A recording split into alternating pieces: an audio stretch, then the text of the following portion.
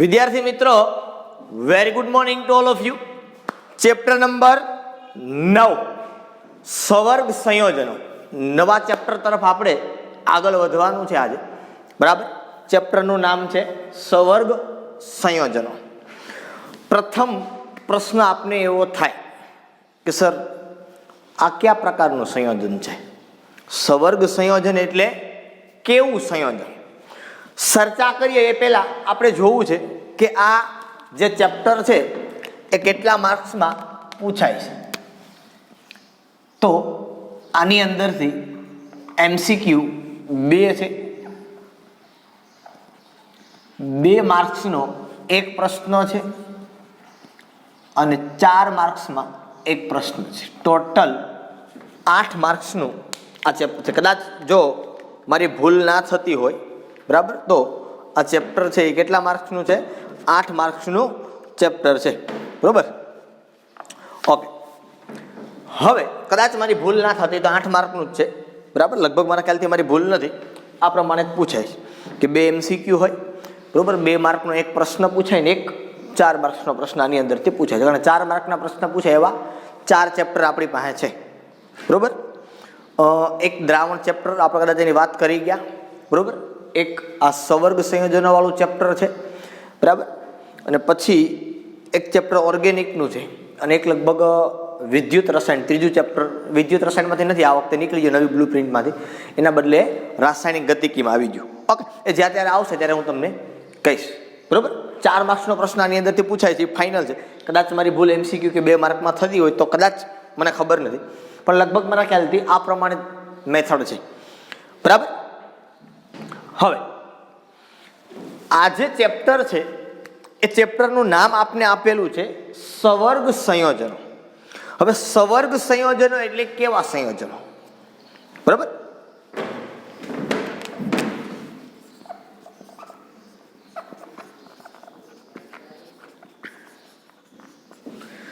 સવર્ગ સંયોજનો છે ને એટલે તમે બીજું એવું પણ નામ આપી શકો, સંકીર્ણ સંયોજનો. શું નામ આપી શકો? સંકીર્ણ સંયોજનો. બરાબર, સંકીર્ણ એટલે કેવું અથવા તો સવર્ગ એટલે કેવું? તો કે ભાઈ જટિલ. સવર્ગ અથવા તો સંકીર્ણ એટલે કેવું થાય? જટિલ, અઘરું સંયોજન. એમ જટિલ, સાદું સંયોજન નહીં. તો આપણે એમ થાય કે તમે જટિલ સંયોજન એટલે કેવું? એમ તો કે જનરલી જે સાદું સંયોજન હોય, બરોબર, એ સાદા સંયોજનની અંદર શું હોય તો કે એક ધન આયન હોય ને એક ઋણ આયન હોય. દાખલા તરીકે NaCl છે, KCl છે, બરોબર છે. એવા કોઈ પણ સંયોજન તમે જે 11મા ધોરણની અત્યાર સુધી જે ભણતા એ બધા સાદા સંયોજન હતા. બરોબર, એક ધન આયન ને એક ઋણ આયન. સવર્ગ સંયોજનમાં પણ એવું હોય કદાચ કે ધન આયન ને ઋણ આયન. માનો ઘણી વખત એવું પણ બને કે 2 ધન આયન ને 1 ઋણ આયન, એવું પણ હોય. સાદા સંયોજનની અંદર પણ એવું હોય. બરાબર, આપણે કેમ કે Na2SO4, તો 2 Na+ ને 1 SO4, આને સાદું સંયોજન જ કહેવાય. બરાબર, પણ આ જે સંયોજન છે સવર્ગ સંયોજન એ કંઈક અંશે જટિલ હોય. કદાચ તમને ખબર હોય તો આપણે આગળના ચેપ્ટરની અંદર જ એક જ્યારે વાત કરતા હતા સોલના સ્કંદન માટે, ત્યારે ધન વીજભારિત સોલના સ્કંદન માટે સારામાં સારો ઉર્ણન કરતા એક આયન આપણે જોયો હતો. કયો? તો કે FeCN6 4-. આ સંકીર્ણનો ઋણ આયન છે. આ જટિલ આયન કહેવાય. આને સંયોજન આખું બને આની સાથે ધન આયન વાળું, બરોબર, તો એને સંકીર્ણ સંયોજન કહેવાય. પણ આ એક આયન થયું. શું થયો? આ આયન, આને કહેવાય સંકીર્ણ ઋણ આયન. હવે જો આ આયનનું માનો કે હું ધન આયન સાથે સંયોજન બનાવું, માનો કે એક આ ઋણ આયન છે ને આ ધન આયન છે, +1 છે. હવે સંયોજન બનાવતા તમને આવડે જ છે, કેમ બનાવે તમને ખબર છે. કોણ કોની યાર આ 4 અહીંયા ગુણે ને આ અહીંયા ગુણે, કારણ કે આ 4- છે, આ +1 છે. તો હકીકતાનું સંયોજન શું બને? તો કે સંયોજન બને K4FeCN6. આને જટિલ સંયોજન કહેવાય, અથવા તો આને કહેવાય સંકીર્ણ સંયોજન, અથવા આને કહેવાય સવર્ગ સંયોજન. એવું નથી કે સવર્ગ સંયોજન હોય એટલે ઋણ આયન જ મોટો હોય, ધન આયન પણ મોટો હોઈ શકે. કોણ હોઈ શકે મોટું? ધન આયન પણ મોટો હોઈ શકે. દાખલા તરીકે માનો કે આવું હોય, કેવું હોય કે CO NH3 6 3+. આની સાથે માનો કે હું અહીં Cl માઇનસ લખું તો આ સંયોજન કેવું બને? તો કે અહીંયા +3 છે, અહીંયા -1 છે, આની જેમ જ અહીંયા ગુણાશે. પણ સંયોજનમાં હંમેશા પહેલા ધન આયન લખાય અને પછી ઋણ આયન લખાય. તો કરાય શું? તો કે અહીંયા CO NH3 6 આ 3+ છે, આ -1 છે. તો આગળ મેં તમને સાદું સંયોજન બનાવતા શીખવાડેલું હતું કે આ 3 છે એ અહીંયા જશે, આ 1 છે એ અહીંયા આવશે. તો શું બને? તો કે CONH3 6 અહીંયા આવશે Cl3. તો આ જે સંયોજન બન્યું એ આ સંયોજનને કેવું સંયોજન કહેવાય? જટિલ સંયોજન. પણ એક વસ્તુ મગજમાં બેસાડવાની જરૂર એ છે કે કોઈ પણ સંકીર્ણ સંયોજન હોય અથવા તો સવર્ગ સંયોજન હોય, એ સંકીર્ણ સંયોજન અથવા તો સવર્ગ સંયોજન ત્યારે જ બને જ્યારે એ ધાતુ છે એ તમારી પાસે સંક્રાંતિ ધાતુ હોય તો. કઈ ધાતુ હોય તો? સંક્રાંતિ ધાતુ. હવે સંક્રાંતિ ધાતુ એટલે કઈ? તો કે આવર્ત કોષ્ટકની અંદર જે ડી વિભાગ તમારો આખો આવે, આવર્ત કોષ્ટકમાં આખો જે ડી વિભાગ તમારો આવે, એ ડી વિભાગ અને એફ સંક્રાંતિ, તમે ડી વિભાગને શું નામ આપો છો? સંક્રાંતિ તત્વો. અને એફ વિભાગને શું કહો છો? આંતર સંક્રાંતિ. એ તત્વો અહીંયા હોય તો અને માત્ર તો જ સવર્ગ સંયોજન અથવા તો સંકીર્ણ સંયોજન છે બને, અન્યથા બની શકે નહીં. કારણ કે સંકીર્ણ સંયોજન બનવા માટેની ખાસ કન્ડિશન છે કે એ સંકીર્ણ સંયોજન જે ધાતુ વડે બને એ ધાતુ પાસે ડી કક્ષક ખાલી હોવી જોઈએ. શું હોવી જોઈએ? ડી કક્ષક હોવી જોઈએ એવું નહીં, પણ ડી કક્ષક ખાલી હોવી જોઈએ. બરાબર? તો અને માત્ર તો જ આ સંયોજનો બને. સેકન્ડ બને, અહીંયા જો કે આ જે ધાતુ આપણી પાસે હતી એ ધાતુ પાસે આ આયન એટલે કયો કહેવાય? Cn. હવે તમને ખબર છે Cn એટલે શું હોય? તો કે એની ઉપર -1 હોય. તમે ભણી ગયા સાયનાઇડ આયન. બરોબર? અહીંયા હું લખ્યું છે મેં આ કોબાલ્ટની બાજુમાં તો કે NH3. હવે NH3 એટલે શું છે? તો કે આને શું કહેવાય? અણુ. પણ કેવો છે? તો કે તટસ્થ. તો ધાતુ આયન છે એ ઋણ આયન અથવા તો તટસ્થ અણુ સાથે જોડાય. ધાતુ આયન પણ કઈ ધાતુ? તો કે સંક્રાંતિ ધાતુ એ ઋણ આયન અથવા તો તટસ્થ અણુ સાથે જોડાય અને જે સંયોજન બનાવે એને સવર્ગ સંયોજન અથવા તો શું બોલાય? એને સંકીર્ણ સંયોજન તરીકે ઓળખવામાં આવે. લખીએ આપણે વ્યાખ્યા. શું કીધું? તો કે ભાઈ સંક્રાંતિ ધાતુઓ, સંક્રાંતિ ધાતુઓ ઋણ આયન અથવા તટસ્થ અણુ સાથે જોડાય જે સંયોજન બનાવે તેને સવર્ગ અથવા તો સંકીર્ણ સંયોજન કહે છે. બરોબર? જો એક વસ્તુ સમજવાની છે કે આપણે આ ચેપ્ટરમાં માત્ર સંયોજન સંકીર્ણ બનાવવાનું છે, એની કોઈ રિએક્શનો ભણવાની નથી. કારણ કે તમારા માટે થોડુંક ડિફિકલ્ટ છે, કારણ કે તમે અત્યાર સુધી ભણ્યા તો પણ કેવા સંયોજનો ભણ્યા? બધી દૂડી દેવા સામાન્ય એકદમ +1 -1 કે +1 સામે જે કંઈ હોય તમે સામાન્ય સંયોજન ભણ્યા કે એની રિએક્શન તમે જોઈ.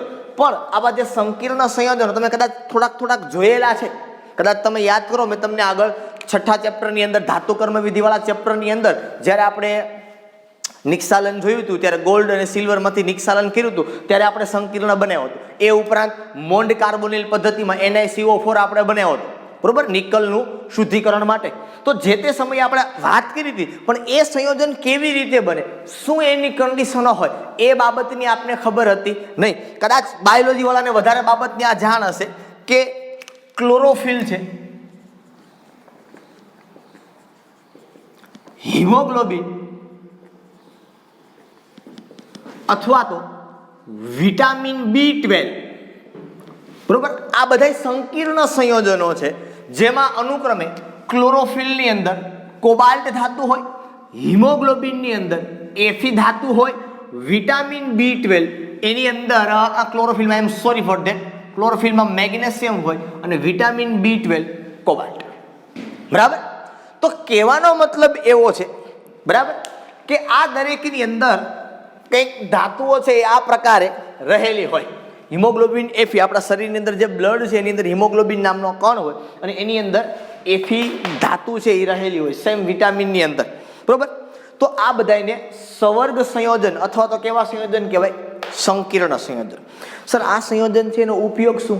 શા માટે ગધા મજૂરી કરીએ છીએ ભાઈ આપણે? તો કે આ સંયોજનો છે એ ઉદ્યોગોની અંદર અગત્યના છે. સેકન્ડ થિંગ, જે ઔષધો બને છે, બરાબર, ઔષધો મતલબ કે દવાઓ, મેડિસિન, એ મોટા ભાગની મેડિસિનની અંદર જે સંયોજનો છે એ સંકીર્ણ સંયોજનો છે.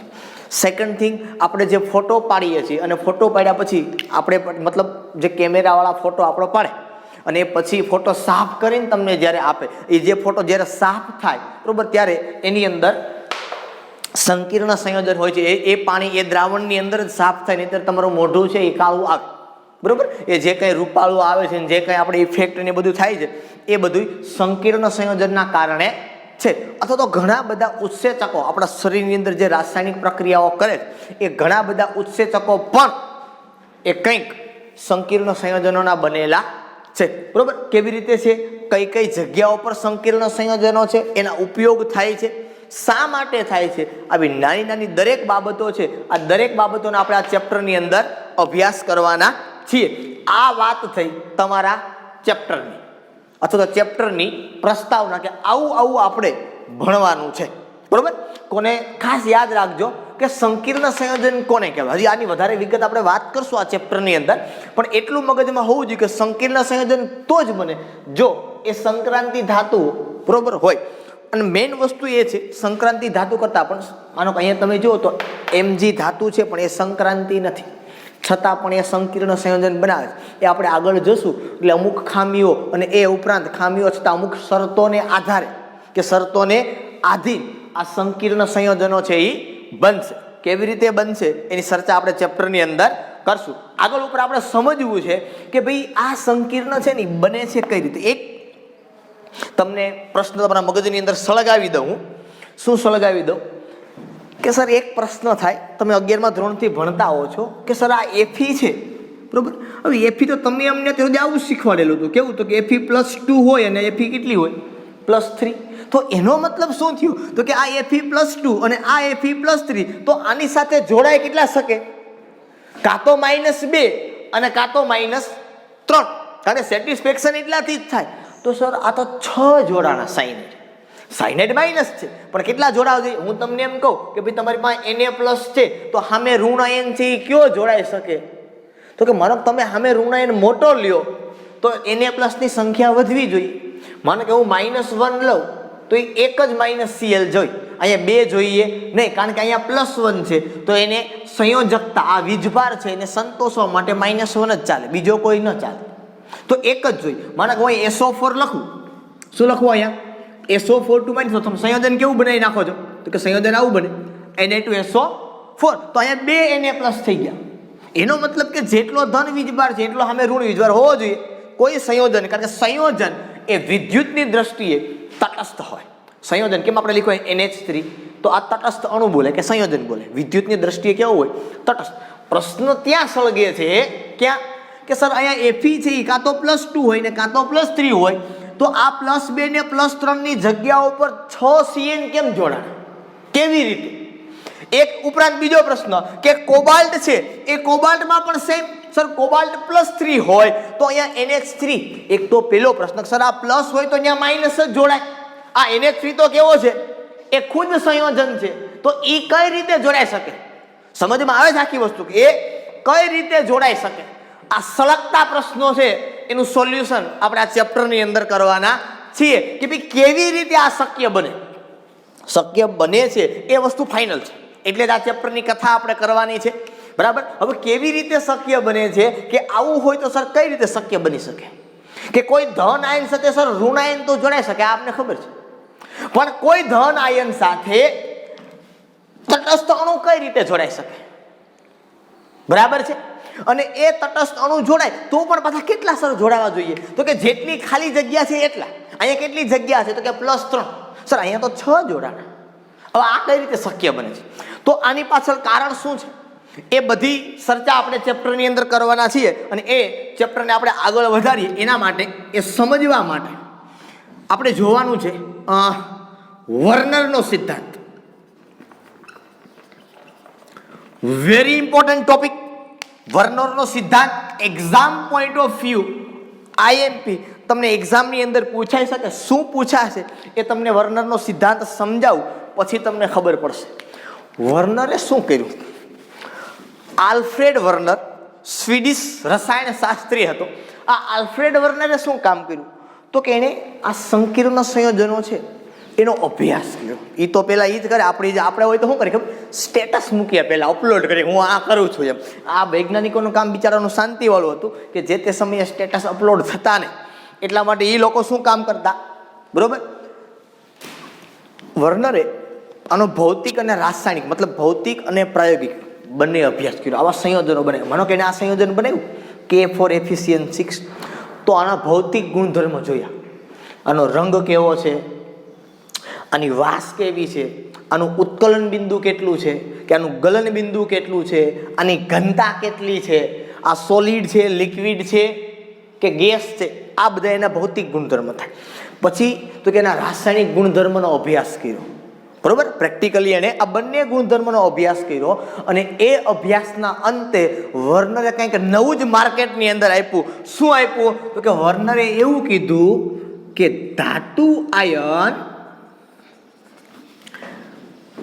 2 પ્રકારની સંયોજકતા ધરાવે. પ્રાથમિક અને દ્વિતીયક.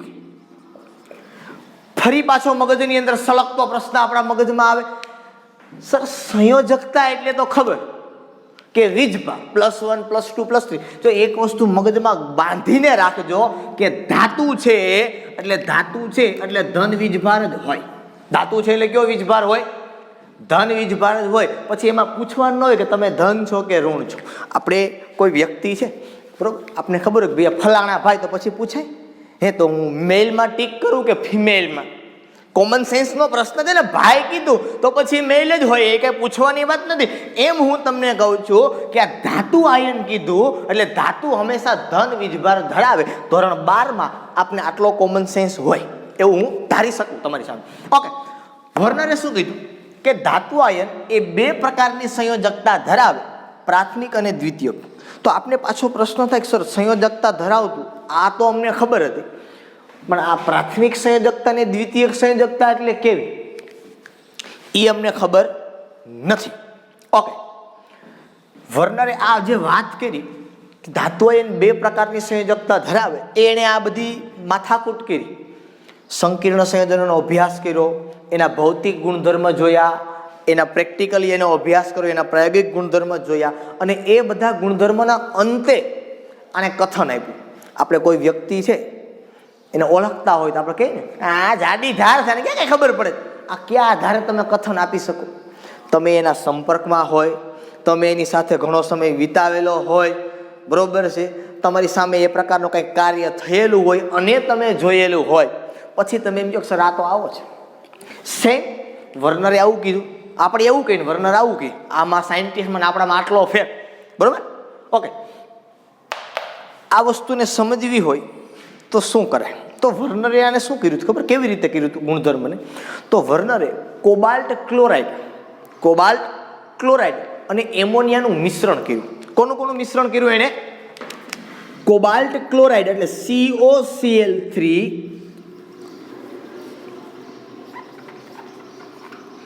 Plus ammonia. આ બંનેનું મિશ્રણ કર્યું અને એણે અમુક સંયોજનો બન્યા. એનાથી જે સંયોજનો બન્યા એની એણે વાત કરી કે કયા કયા સંયોજનો બન્યા. આ કોબાલ્ટ ક્લોરાઇડ છે, સમજો, એમાં એણે એમોનિયા એડ કર્યો. તો ખરેખર બે સંયોજન આજુબાજુમાં આવે એટલે એક તો રાસાયણિક પ્રક્રિયા થાય આ આપને ખબર હોય, પણ આવું થાય એ આપને ક્યારેય ન ખબર હોય. માનો કે તમને આ ખબર હોય, કેવી ખબર હોય કે સર એમોનિયા છે, આ એમોનિયામાં તમે HCl નાખો તો શું થાય, તો કે ભાઈ NH4Cl બને. આ સીધી સિમ્પલ વસ્તુ છે, રિએક્શન છે, આ તમને ખબર પડે, બરોબર. 12મા ધોરણની અંદર આટલો આઈડિયા આપને કોમન સેન્સનો હોય. પણ આ બે જોડાય કઈ રીતે શકે, અને એક જ વસ્તુ બને, આમાં જાજી બધી ન બને, પણ આને જાજી બધી વસ્તુ પ્રેક્ટિકલી બનાવી અને એણે એવું કીધું કે કોબાલ્ટ ક્લોરાઇડ જ્યારે જોડાય ને ત્યારે આવું બને છે. કેવું, તો કે COCl3 ઇન્ટુ 6 એમોનિયા, સેકન્ડ બન્યું COCl3 ઇન્ટુ 5 એમોનિયા, પછી બન્યું COCl3 ઇન્ટુ 4 એમોનિયા, અહીંયા COCl3 ઇન્ટુ 4 એમોનિયા, આવું બીજું. આ એકને એક બે છે, બરોબર, સેમ ટુ સેમ છે, પણ આ સેમ ટુ સેમ છે ને એનો રંગ કંઈક જુદો આવે છે. આનો રંગ આવે છે લાલ, આનો આવે છે જાંબુડિયો, આનો આવે છે લીલો, આઈ એમ સોરી લગભગ આનો પીળો રંગ આવે છે, અને આનો રંગ આવે છે જાંબલી. જો આ લાગે છે તમને બે સમાન, પણ બેયના રંગ જુદા જુદા છે, એનો મતલબ એમ કે આ પદાર્થ એક નથી, બરાબર છે. આ પદાર્થ એક નથી, આ બંને પદાર્થ છે એ કેવા છે, જુદા જુદા. સફેદ કલરનો પદાર્થ તો મીઠું પણ સફેદ હોય, બરાબર છે, ચિરોડી પણ સફેદ હોય, બરોબર. સફેદ રંગ આપણે દિવાળી ઉપર હમણાં સિઝનેબલ છે તો એ રંગ પૂરીએ તો એ પણ સફેદ હોય, પણ એ બધા એક સરખા ના હોય, દરેક વસ્તુ જુદી જુદી છે. મીઠું ખાવ તો સ્વાદે કંઈક જુદું લાગે, ચિરોડી ખાવ તો સ્વાદે કંઈક જુદી લાગે, ફટકડી ખાવ તો એ પણ કંઈક સ્વાદે જુદી લાગે, બરોબર છે. ભજીયામાં નાખવાનો સોડા લ્યો તો એ પણ સફેદ હોય, મીઠા જેવો જ લાગે, પણ એ દરેકના સૂત્ર કંઈક જુદા છે. પણ અહીંયા રંગ જુદો છે, એનો મતલબ આ બે વસ્તુ છે જુદી, ભલે લાગે સમાન, બરાબર. આવું એને કર્યું એટલે આવું મળ્યું. આપણે એમ દેખ આવું કેમ મળ્યું, હવે એને મળ્યું છે, પ્રેક્ટિકલના અંતે એને કીધું છે, આપણે સમજશું એને કેવી રીતે મળ્યું છે. તો અહીંયા તો એમોનિયાને હું N અણુ મૂકું છું, આટલું થયું. વર્નરને આવું મળ્યું કે એને કોબાલ્ટ ક્લોરાઇડ અને એમોનિયા બેયનું મિશ્રણ કર્યું, એટલે આવા આવા રંગના એને પદાર્થો છે એ મળ્યા. હવે આવા આવા રંગના એને પદાર્થો મળ્યા, બરોબર છે. પછી એને હજી એક કામ કર્યું. હવે આ બે પદાર્થ જ્યારે ભેગા કરો ને, આ તો મેં તમને ખાલી ભેગા કરીને આપ્યા કે અહીંયા 6 જોડાણા, અહીંયા 5 જોડાણા, અહીંયા 4 જોડાણા, અહીંયા 4 જોડાણા. હવે આ જોડાય તો બને શું, કોઈને કહેતા નહીં, હું તમને એકલાને જ કહું છું. આ સંયોજન કેવું બને ખબર, આવું બને, CO NH3 6, અહીંયા થઈ જાય Cl3. હવે સમજો આવું મેં શું કામ કર્યું, તો કે અહીંયા કોબાલ્ટ છે, આને તમે છૂટું પાડો તો આવું થાય CO3+ અને Cl-, આવું થાય. આ કોબાલ્ટ NH3 સાથે જોડાઈ ગયો, કેટલા એમોનિયા જોડાના, તો કે 6. હવે આ કોબાલ્ટ છે એનું તમે ઓક્સિડેશન, આ NH3 આ તો કેવો છે, અણુ તટસ્થ છે. આ કોબાલ્ટનો ઓક્સિડેશન આ કેવો, તો કે 3+, બરોબર. આવું સંયોજન બન્યું તો યાદ કરો, CO NH3 6 3+, અહીંયા શું હતું Cl-. આ બે જોડાય તો સંયોજન આવું બને, ખ્યાલ પડે, મગજમાં બેસે, ઓકે. ત્યાર પછી આનું જો સંયોજન બનાવો તો આવું બને, કેવું બને, તો કે CO NH3 5, અહીંયા 1 Cl અને અહીંયા 12 Cl2. અંદર ટોટલ 6 રહેવા જોઈએ. શું કામ રહેવા જોઈએ તમને કાલ સમજાવીશ, આજે નહીં મેળ આવે બધું, બરોબર. અહીંયા CO NH3 4 Cl2, અહીંયા Cl, સેમ અહીંયા CO NH3 4 Cl2 Cl. આવા સંયોજનો બને.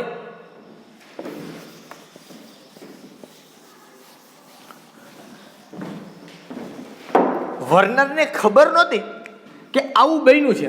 જો પ્રેક્ટિકલ તમે કરતા હોય ને, બરોબર છે, તો એમાં ખબર નહીં શું બન્યું. આ તો સ્પેક્ટ્રોસ્કોપી વર્ણપટદર્શકી પદ્ધતિના આધારે ખબર પડે કે સંયોજન કેવું બન્યું છે, કયા પ્રકારે ગોઠવણ છે, બરોબર. હવે આવું બને, હકીકત વસ્તુ આ છે, તમારે ટેક્સ્ટ બુકમાં નથી પણ આવું બને. હવે આ બન્યું તો પછી પ્રશ્ન થયો, સૌથી મોટો પ્રશ્ન મેં તમને હમણાં કીધો તેમ કે સર અહીંયા કોબાલ્ટ 3+ છે તો એની સાથે અહીંયા 6 જોડાના એમોનિયા, અહીંયા 5, અહીંયા 4, અહીંયા 4, અને પાછા અંદર શું થયું, એક Cl, અહીંયા 1 Cl, પછી અહીંયા 2, અહીંયા 2, ટોટલ અંદર 6 સંખ્યા થઈ. કેટલી છે ટોટલ સંખ્યા અત્યારે અંદર 6, કે 4 એમોનિયા છે, 2 Cl, કોની હારે ધાતુ આયન સાથે. મેં સંકીર્ણમાં તમને સમજાવ્યું કે સંક્રાંતિ ધાતુઓ એ ઋણ આયન અથવા તટસ્થ અણુ, અને અથવા કહી શકો ઋણ આયન માત્ર હોય એવું પણ જરૂર નથી. ઋણ આયન પણ હોય, અહીં તમે જો ઋણ આયન પણ છે ને તટસ્થ અણુ પણ છે, બંને સાથે છે, એ પણ હોઈ શકે. તો એ સંયોજન બનાવે તો એને સવર્ગ સંયોજન કહેવાય. આવું શા માટે થયું હશે, આવું કેમ થયું હશે? બરોબર.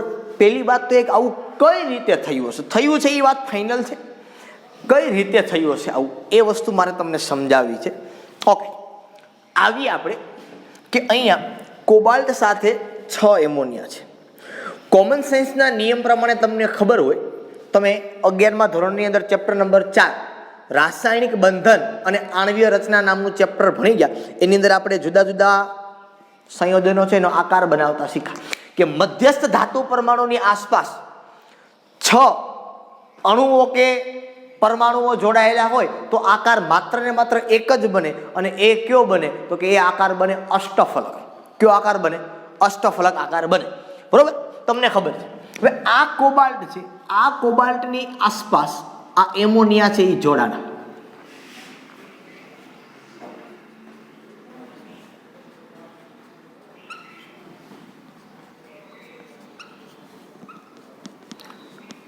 અષ્ટફલક હોય એટલે 6 અણુઓ જોડાય, આ તમને ખબર હોય.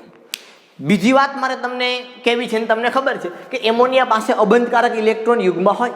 શું હોય એમોનિયા પાસે? અબંધકારક ઇલેક્ટ્રોન યુગ્મ. તો આ અબંધકારક ઇલેક્ટ્રોન યુગ્મ બધા એમોનિયા પાસે હશે, મતલબ એમોનિયામાંના નાઇટ્રોજન પાસે હશે. કોબાલ્ટ તો તમારો છે એ કેવો છે? અહીંયા COCl3 માં CO3+. હવે શું કરશે તો કે આ બધા અણુઓ છે એ આ અણુ એમોનિયા આ ઇલેક્ટ્રોન યુગ્મનું દાન કરશે કોબાલ્ટને. આ ઇલેક્ટ્રોન યુગ્મનું દાન કરશે, આ ઇલેક્ટ્રોન યુગ્મનું દાન કરશે, આ ઇલેક્ટ્રોન યુગ્મનું દાન કરશે, આ પણ દાન કરશે, આ પણ દાન કરશે.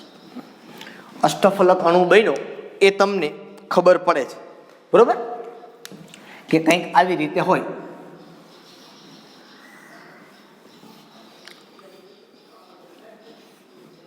આ અષ્ટફલકની રચના થઈ. ઓકે, એ રચનાને કઈ મતલબ નથી.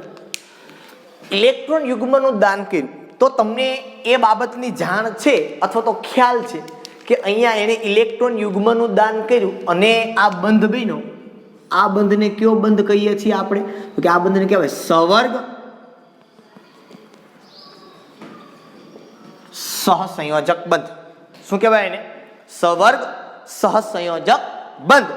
કે કોઈ અણુ, પરમાણુ કે આયન ઇલેક્ટ્રોન યુગ્મનું દાન, ઇલેક્ટ્રોન યુગ્મ એટલે 2, ઇલેક્ટ્રોન યુગ્મનું દાન કોઈ બીજા પરમાણુને કરે. આપણે એરો દેખાડ્યો, આ ભાઈ છે એ આ ભાઈને ઇલેક્ટ્રોન યુગ્મનું દાન કરે છે, બરાબર છે. તો એની વચ્ચે, એ બે વચ્ચે જે બંધ બને એ બંધને આપણે કહીએ સવર્ગ સહસંયોજક બંધ. ઓકે, ફરી પાછો પ્રશ્ન, શું કામ બને છે સર? મૂળ પ્રશ્ન એ છે કે આને શું કામ બનાવવો છે ભાઈ? તો કે એને એટલા માટે બનાવવો છે કે કોબાલ્ટ નંબર 26 એની ઇલેક્ટ્રોન રચના તમે જુઓ તો આર્ગોન શું થાય તો કે argon 4s2 3d5. Argon 4s2 3d5 આ એની ઇલેક્ટ્રોન રચના છે. અને એની પાછળની જે કક્ષકો છે એ ખાલી છે. એની જે પાછળની જે કક્ષકો છે એ ખાલી છે અને એ અહીંયા ડી કક્ષક એની ખાલી છે અને આ 5 ઇલેક્ટ્રોન છે આની અંદર. બરોબર, એની અંદર એ ઇલેક્ટ્રોન યુગ્મનું દાન કરે છે. કોઈ પણ સંક્રાંતિ ધાતુ હશે એની અંદર આ પ્રકારે ઇલેક્ટ્રોનનું શું કરશે? એ દાન કરશે. કારણ કે કોબાલ્ટ અહીંયા છે એ કેવો છે સર? અહીંયા છે એ 3+ છે. હવે અહીંયા છે એ 3+ છે તો તમે 3 ઇલેક્ટ્રોનને કાઢી નાખો. અહીંયા તો 2 ભરાઈ ગયા, અહીંયા 1 2 3 4 and 5. બરાબર, કોબાલ્ટ 3+ છે એટલે 3 ઇલેક્ટ્રોન જાય એટલે પહેલા 2 તો અહીંથી જાય ને પછી એક અહીંથી જાય એટલે ઇલેક્ટ્રોન અહીંયા બચ્યા 4, અહીંયા રહ્યો 0, આ ખાલી પડી ગયું, અહીંથી 1 નીકળી ગયું. બરોબર, તો એ ખાલી પડેલી કક્ષકોની અંદર આ ઇલેક્ટ્રોન યુગ્મ છે એ ગોઠવાય. આ શું કરે તો કે આને ધક્કો મારી અને આને આમાં નાખી દે ને આને આમાં નાખી દે. એ બધું થાય. શા માટે? તો એ બધી પછીની વસ્તુ, પણ આવું રીતે થાય.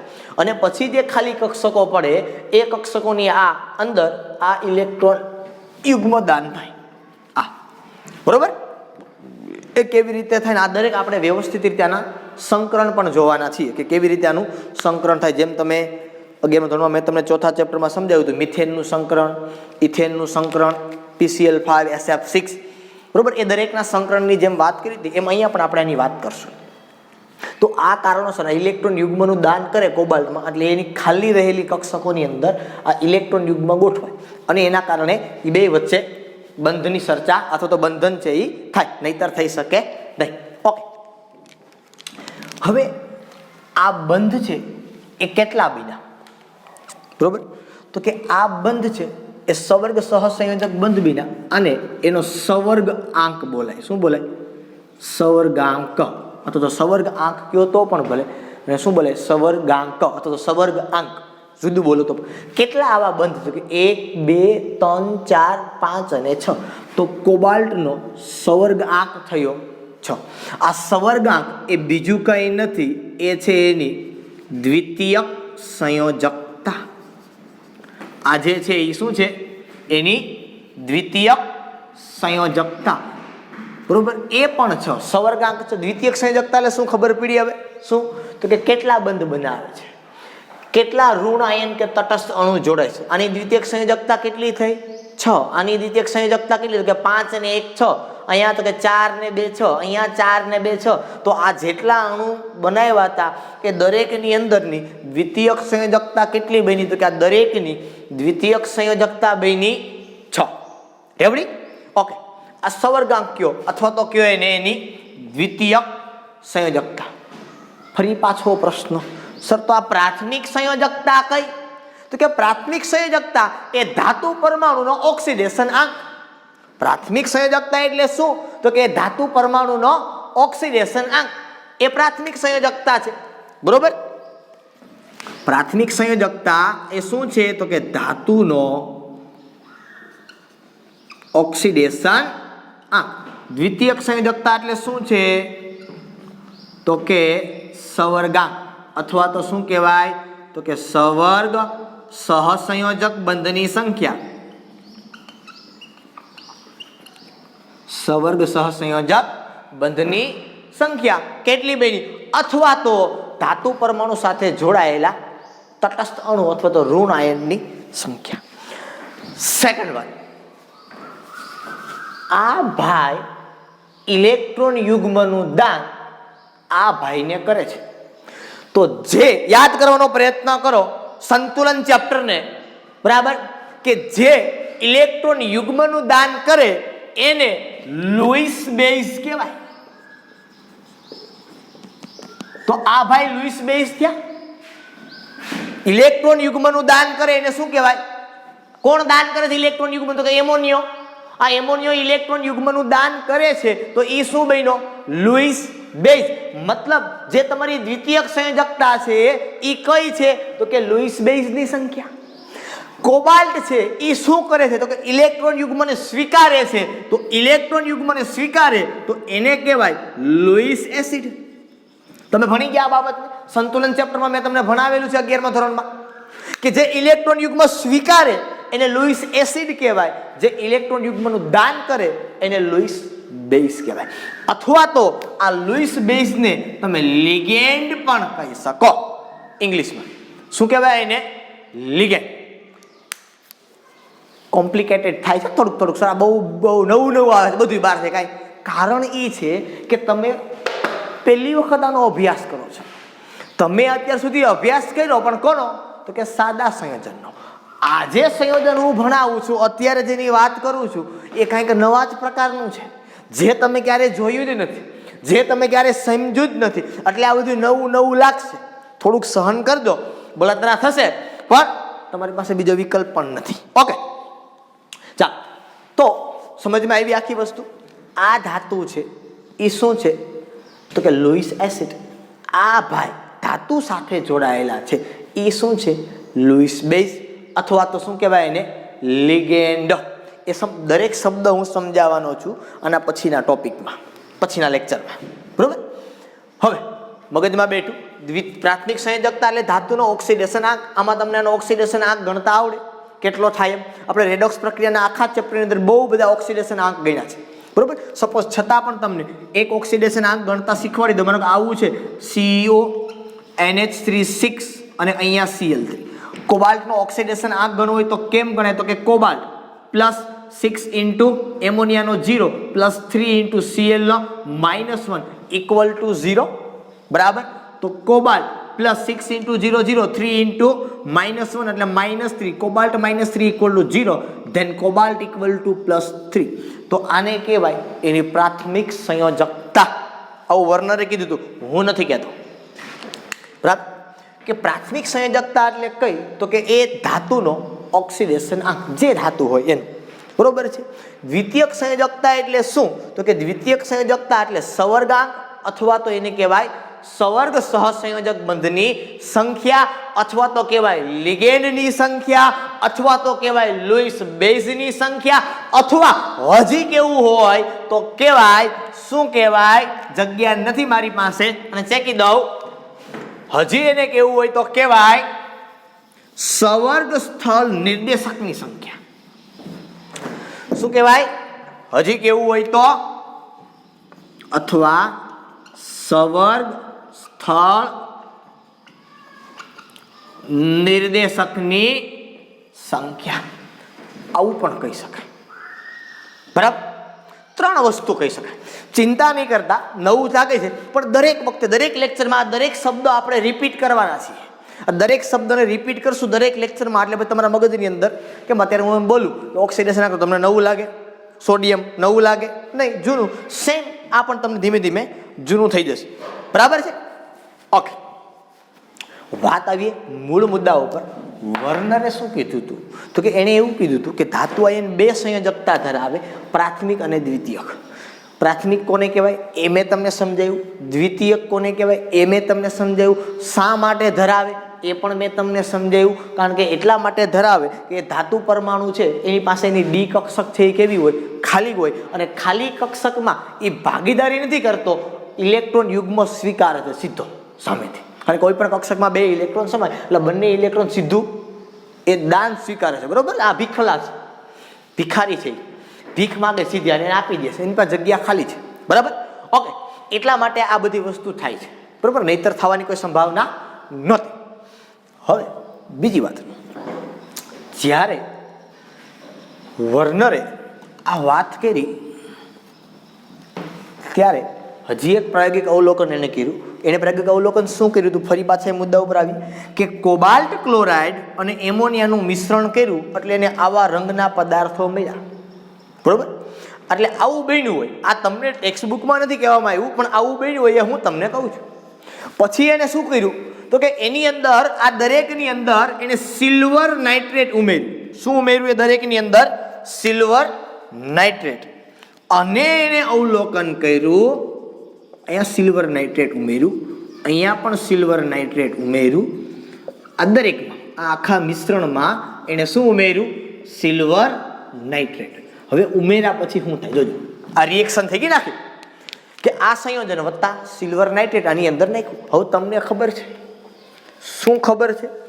તો કે આ Ag અને આ Cl. હવે જો એક વસ્તુ યાદ રાખજો, સંકીર્ણમાં અંદરથી કાંઈ તૂટે જ નહીં. આ રહ્યું, આમાંથી કાંઈ છૂટું પડે નહીં. છૂટું કોણ પડે? આ અને આ આખો ભાગ. બરોબર. આ આખો ભાગ અંદરનો એમ નથી, આ અંદરથી તૂટે નહીં. માનો કે મારો કહેવાનો મતલબ આખો આવો છે. કેવો છે? આવો. સમજો આ બાબતને.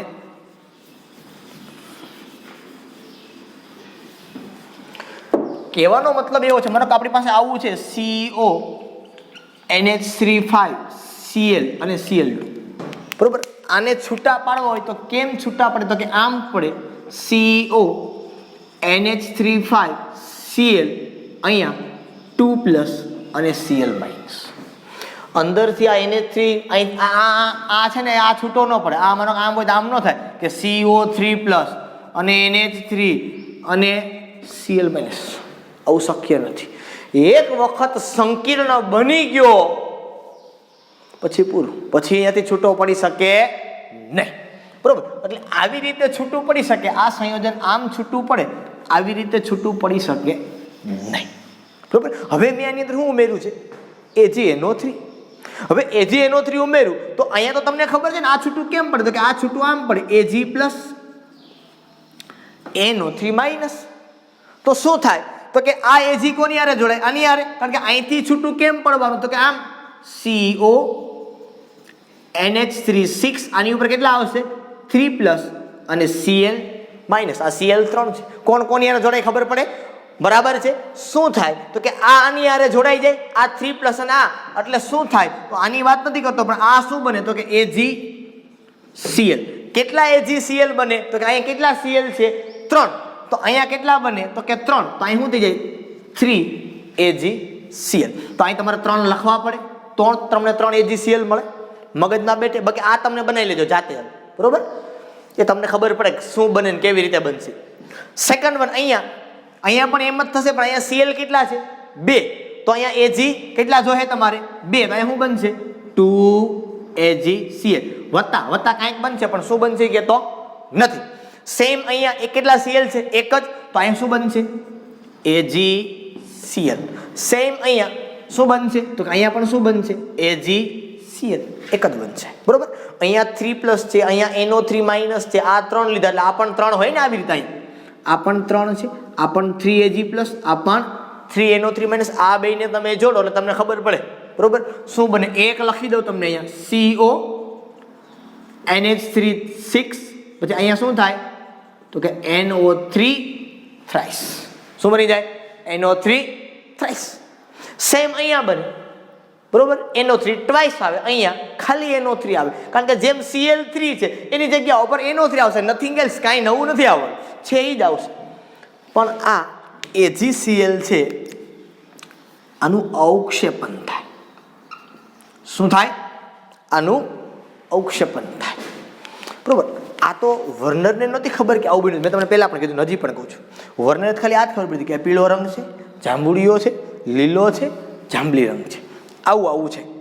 પણ અહીંયા કેટલા Cl છે એ એને ખબર હતી નહીં, બરોબર? તો આ કેટલા Cl છે એ કેમ ખબર પડી? તો કે એમાં એને AgNO3 ઉમેર્યું. શું ઉમેર્યું એમાં એને? AgNO3. અને AgNO3 એમાં એને ઉમેર્યું એટલે એના અહીંયા AgCl છે એના અવક્ષેપ મળ્યા. તો કે અહીંયા એને 3 મોલ મળ્યા, અહીંયા એને 2 મોલ મળ્યા, અહીંયા બેમાં એને 1 મોલ મળ્યા. હવે આ મોલ ઉપરથી એને સાબિત કર્યું કે અહીંયા 3 મોલ જો AgCl બને એનો મતલબ એવો થાય કે અહીંયા 3 Cl હોવા જોઈએ, તો જ અહીંયા 3 AgCl મળે, નહીતર મળે નહીં. અહીંયા 2 જ મોલ AgCl મળ્યા એનો મતલબ એવો થવો જોઈએ કે અહીંયા બહાર 2 જ Cl હોવા જોઈએ, કારણ કે મેં તમને કીધું અંદરથી આવડો આ ભાગ તો છૂટો પડવાનો નથી, બરાબર? સેમ અહીંયા કે અહીંયા 1 જ મોલ મળે છે એનો મતલબ અહીંયા 1 જ Cl હોવો જોઈએ. આ પ્રકારનું અવલોકન છે એને જોવા મળે, બરાબર? તમને ટેક્સ્ટ બુકની અંદર સરસ રીતે આનું ધન આયન ને ઋણ આયનની રીતે કે વિદ્યુત વિભાજ્ય જે કરો તમે, તો એ વિદ્યુત વિભાજ્ય કેવી રીતે થાય એનું તમને સરસ મજાની વાત કરી. માનો કે હું તમને એમ કહું કે ભાઈ માનો આ પહેલી જે વાત થઈ કે માનો કે પેલો પીળો રંગ તમને જેનો મળ્યો, પછી બીજો રંગ તમને મળ્યો જાંબુડિયો, પછી મળ્યો લીલો અને પછી મળ્યો જાંબલી, બરોબર? અને મારે વિદ્યુતની દ્રષ્ટિએ લખવા હોય તો કેમ લખાય? તો કે પહેલું છે એને આમ લખાય. મારે શું લખાય? તો કે CO NH3 6 3 પ્લસ, અને અહીંયા તો કે 3Cl માઇનસ. ખ્યાલ પડે છે કેમ છૂટું પડે? ધન આયન ઋણ આયન છૂટો પાડું છું. સેમ આ છે તો કેમ છૂટું પડે? તો કે CO NH3 5Cl. અહીંયા શું આવશે? તો કે અહીંયા આવશે 2 પ્લસ અને અહીંયા આવશે 2Cl માઇનસ, બરોબર? 2 પ્લસ ક્યાંથી લાવું છું એ તમને ખબર પડવી જોઈએ કે નથી મગજમાં બેઠતું? ઓકે, સમજાવો હમણાં. CO NH3 4 Cl2 અહીંયા પ્લસ Cl માઇનસ, અહીંયા CO NH3 4 Cl2 plus Cl minus. કદાચ તમારા મગજમાં એવું છે શબ્દ તમે 3 પ્લસ કેમ લખ્યા? અરે ભાઈ મેં બીજું કાંઈ નથી કર્યું, મેં તો અહીંયા કોબાલ્ટનો ઓક્સિડેશન આંક ગણ્યો છે. હવે તમને ગણતા આવડે, બરોબર? મને ગણતા આવડે એમ તમને ગણતા આવડે કે આનો ઓક્સિડેશન આંક કેમ ગણાય એમ. અહીંથી તમે ઓક્સિડેશન આંક ગણતા જાઓ એટલે તમને જવાબ છે એ મળતો જશે, કોના કોના કેટલા થાય, બરોબર? એમાં કંઈ નવી અંદરના ભાગની વાત કરું છું. કોના ભાગની વાત કરું છું? ખાલી હું આટલા ચોકઠાની. આ ચોકઠાનો ઓક્સિડેશન આંક ગણો કે કોબાલ્ટ છે એનો તમને ખબર પડી ગઈ કેટલો છે, બરોબર. કોબાલ્ટનો +3, આનો -1. શેમાં? આનો +3 -2 +3 -2 એક પાછળ બચે. ઓકે, તો આ પ્રમાણે અહીંયા લખો તો શું થાય? તો કે 1/3 આ એક અણુ છે, આ 3 છે. અહીંયા 1/2, અહીંયા 1/1 અને 1/1. આ બંને એક સમાન લાગે છે અથવા તો એક સમાન છે કારણ કે આ એકબીજાના સમઘટકો છે. શું છે? આ એકબીજાના સમઘટકો છે. આ જે અણુ રહ્યા એ બંનેના સૂત્રો સમાન છે, બરાબર છે, પણ એની ગોઠવણી જુદી જુદી હોય એટલે આને એકબીજાના સમઘટકો એવું બોલાય. શું બોલાય? આને એકબીજાના સમઘટકો તરીકે ઓળખવામાં આવે. ઓકે, હજી વર્નરની જે વાત છે એ વર્નરની વાત હજી પૂરી નથી થઈ. વર્નરે આના ઉપરાંત અમુક સંયોજનો છે એની પણ વાત કરી હતી, અથવા તો એ સંયોજનની સાથે સાથે હજુ વર્નરે આના 4 સિદ્ધાંતની અંદર મુદ્દા આપ્યા. આ તો માત્ર એને કીધું કે આવું એને કહ્યું, આવું હોય એમ કીધું. હજી આના પછી એને આપણે 4 મુદ્દાઓ આપ્યા હતા એના સિદ્ધાંતના. એનો સિદ્ધાંત શું છે એ 4 મુદ્દાની અંદર એનું વર્ણન કર્યું હતું કે ભાઈ શું શું કહેવા માંગે છે વર્નર આપને, બરોબર, અને કેવી રીતે આ બધી વસ્તુઓ હોય, બરોબર. તો એ સિદ્ધાંત શું હતો, કેવી રીતે હતો, શું થઈ શકે એની આપણે આગળના લેક્ચરની અંદર ચર્ચા કરશું. એ ઉપરાંત 1-2 એક્ઝામ્પલ પણ એના આધારે જોશું. જેમ આપણે એક એક્ઝામ્પલ જોયું એવી રીતે ફરી પાછું આપણે બીજા એવા એક્ઝામ્પલ પણ જોશું કે કેવી રીતે થાય. વર્નરનો સિદ્ધાંત આપણો ટોપિક છે એ હજુ અધૂરો છે, પૂરો નથી થયો. એ ટોપિકની અંદર આપણે ચર્ચા કરશું કે ભાઈ વર્નરે કયા મુદ્દાઓ છે એને આવરેલા હતા. અત્યારથી માત્ર મેં તમને એ જ સમજાવ્યું કે પ્રાથમિક સંયોજકતા શું હોય, દ્વિતીયક સંયોજકતા શું હોય, બરાબર, અને એના આધારે આ સંયોજનો છે એ કેવી રીતે બને, બરાબર. અહીં સુધી આજના માટે રાખી. ફરી પાછા આપણે નવા લેક્ચરની અંદર મળશું. ત્યાં સુધી બધાને Tata bye bye and C you.